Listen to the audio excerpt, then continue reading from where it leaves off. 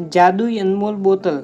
कहानी शुरू होती है एक छोटे से गांव से, जहां प्राचीन संयंत्रों और जादू के किस्से सुनाए जाते थे। प्राचीन गांव के पास एक जंगल था जिसमें एक बड़ा पेड़ था, जिसकी चारों ओर अनेक चमत्कारिक पशु पक्षी बसते थे। वहाँ एक राजा रहता था जिसका नाम राजा विक्रम सिंह था।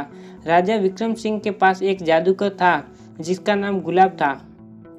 एक दिन राजा ने गुलाब से कहा, गुलाब, मुझे एक अनमोल वस्तु चाहिए जो हमेशा के लिए मेरे राज्य को सुरक्षित रख सके। गुलाब ने कहा, राजा जी, मैं एक जादुई अनमोल बोतल बना सकता हूँ जो इस दुनिया के किसी भी धन के मुकाबले में नहीं होगा। राजा ने आदेश दिया, तुरंत वह बोतल बनाओ। गुलाब ने जादू से एक अद्भुत बोतल बनाई जिसमें संपूर्ण साम्राज्य की सुरक्षा बसी थी। राजा ने वह बोतल अपने खजाने में सुरक्षित रख दी। एक दिन गांव में आए दुष्ट साधु ने सुना कि राजा के पास जादूगर और जादुई बोतल है।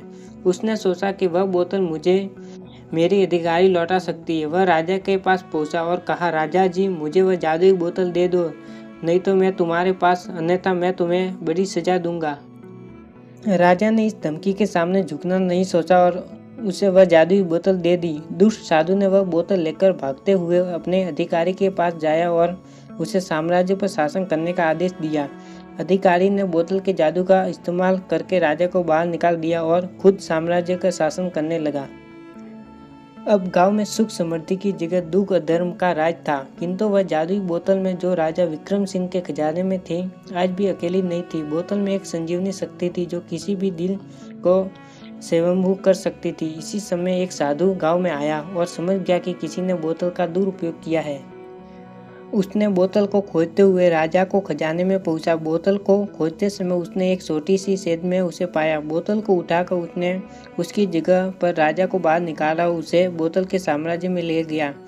बोतल के जादू ने राजा को जीवित कर दिया और बादलों राज्य में फिर से सुख समृद्धि की गर्मी फैला दी। इस कहानी से हमें ये सीख मिलती है कि जहाँ सच्ची जिंदगी की राह होती है वहाँ जादू और धन की कोई बड़ी माया काम नहीं आती। आखिर में धरती पर सत्य की जीत होती है।